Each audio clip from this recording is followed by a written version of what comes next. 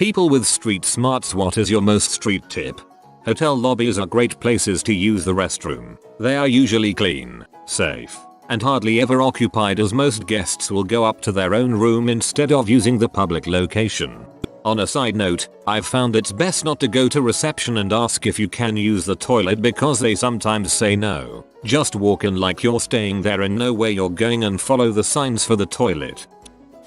I am a 60-something female who travels extensively alone for work. I have had a few close calls, but my rule is I don't worry about offending someone that approaches me if there aren't others around. I will cross the street, head for an open establishment, get away. Panhandlers, do you have a cigarette, guys? Don't let them get close to you if there's no one around. I keep my keys in my hand and say, if you come any closer I'm going to push this alarm. I was heading for the airport early in the morning with luggage and a creepy guy drives by, asks if I need a ride. I say no. He goes down to turn around and is coming back. I saw a restaurant worker down the next block having a smoke, so I yelled at him, "Hey, I might need some help here," and he ran down to stare the guy down. I don't hesitate to ask a security guard to walk me to my car. Don't be afraid to ask for help. Be aware of your surroundings. Look like you'll fight back. Not so much that it looks like you're issuing a challenge, but just so that anyone looking to get the $20 in your wallet will wonder whether it's worth the effort. The not issuing a challenge thing is important, because people looking for a fight will go for you, and you end up looking like you're in fight or flight mode in a fish out of water way. You don't want to look naive, but you don't want to look concerned either. Just another day for you. Buy a daily moisturizer with sunscreen in it. This guy has been through some serious crap. Security guards, doormen, food cart owners, and blue collars in general know where the closest bathrooms are. I just walk into the nicest hotel I see and use their lobby bathroom. No need to ask. If you are a woman and have a handbag with a zipper, make sure the opening end is towards the front, where you can keep an eye on it. This prevents someone walking behind you from opening your handbag and taking your wallet, anything valuable.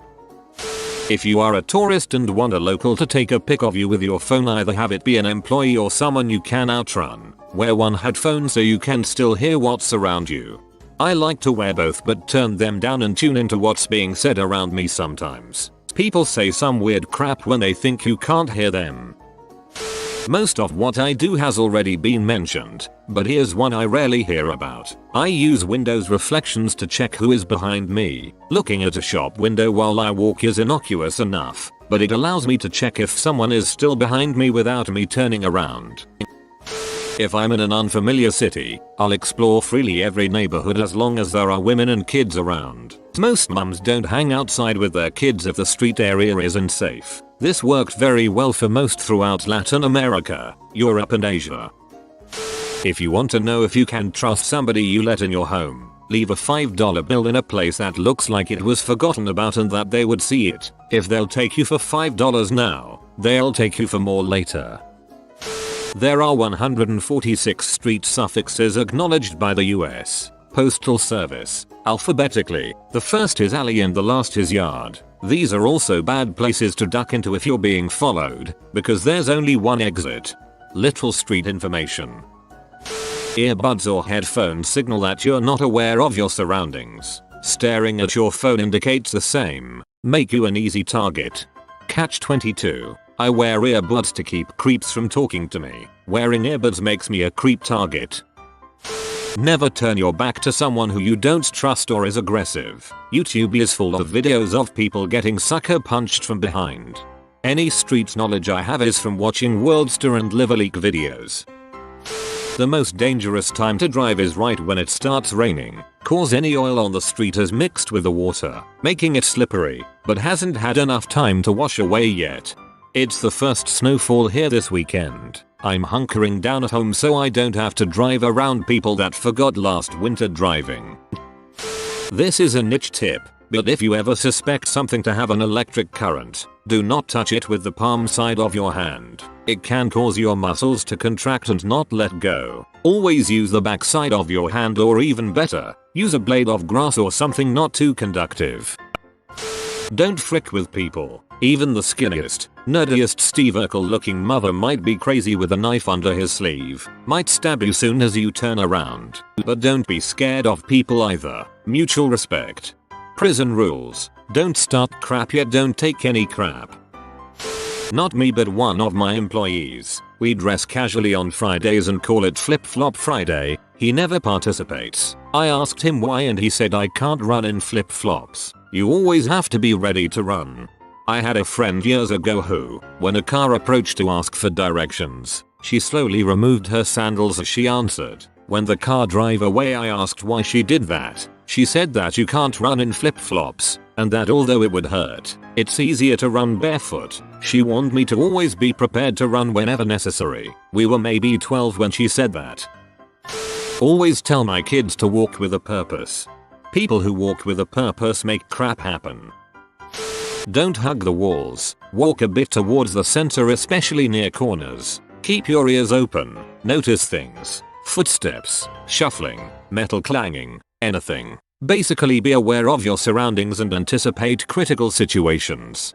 Yup. Learn to hone your instincts and trust those bad feelings that seem random. If it comes down to it, hit hard and hit first. There aren't any referees on the corner. You know that feeling where you didn't like some teacher because he just seemed off so you said you didn't like him and then your parents told you that you can't say mean things like that. Undo the years of training where your parents taught you to ignore that feeling. Listen to that feeling and if it says someone is off, then leave the situation. Trust your gut instinct. If your gut is telling you something's off then treat it as such. A really good book about this is The Gift of Fear by Gavin de Becker. Coincidences are rarely that. Pay attention to people's hands. They will give you a split-second heads up to ill intent. Watch your effing back. Also watch their left foot. Most people are right-handed. If they inch their left foot closer to you they are setting up to take a swing.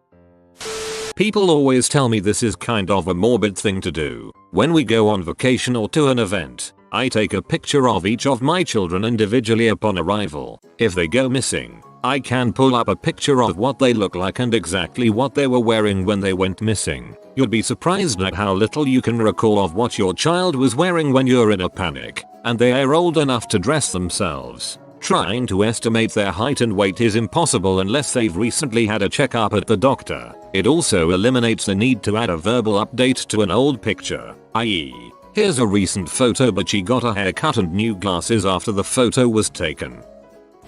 If you're being attacked and someone is trying to get you into a vehicle to take you to a secondary location, fight as much as you possibly can to not get in the vehicle. If they kill you while fighting it will be quick and your murder will be easier to solve. But if they take you to a second location they can keep you alive as long as they want doing whatever they want to you and your disappearance will be much harder to solve. It's better to go down swinging and make it easy to catch your attackers than end up tortured for God knows how long.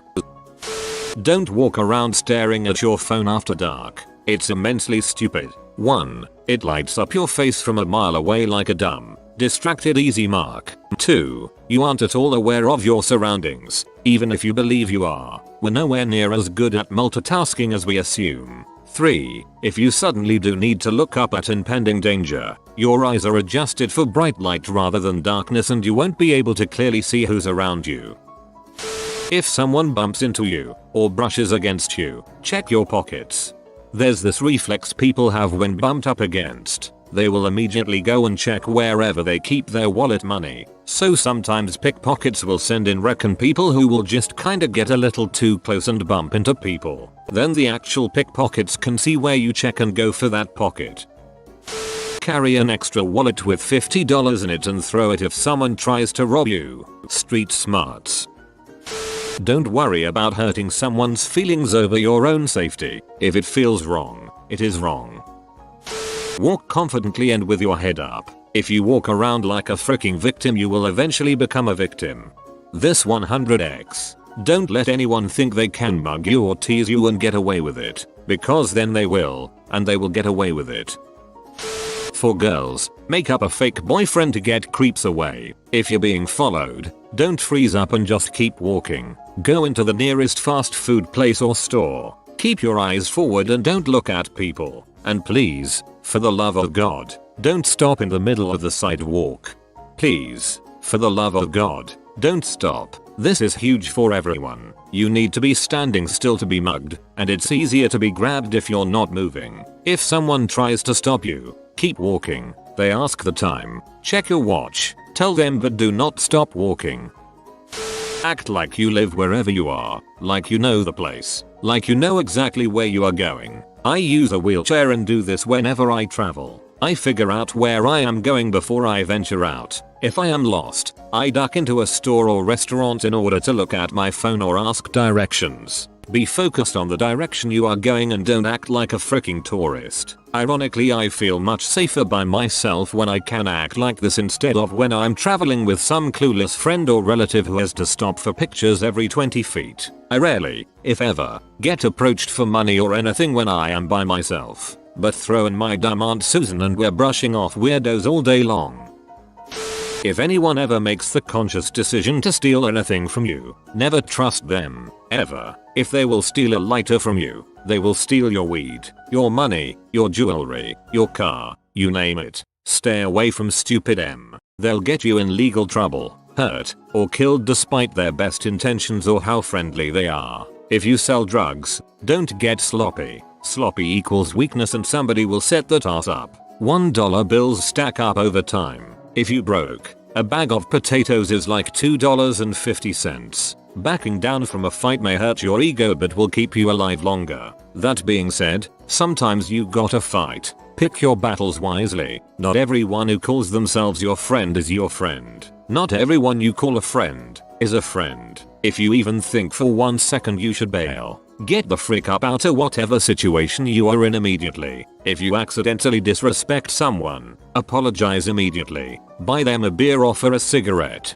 I've seen this save lives. More often than not, loud people bring the noise, quiet people bring the guns. That being said, never underestimate how bad somebody wants to prove themselves. And watch out for live wires. A live wire is somebody who gets hyped up and excited easy. Will shoot first. Never ask questions. If you ain't from the streets hood ghetto, don't act like you are. If an older, street knowledgeable person tells you don't go, fill in the blank. Don't freaking do it. Never ever find out what somebody has in the trunk. Finally, look, listen, and learn.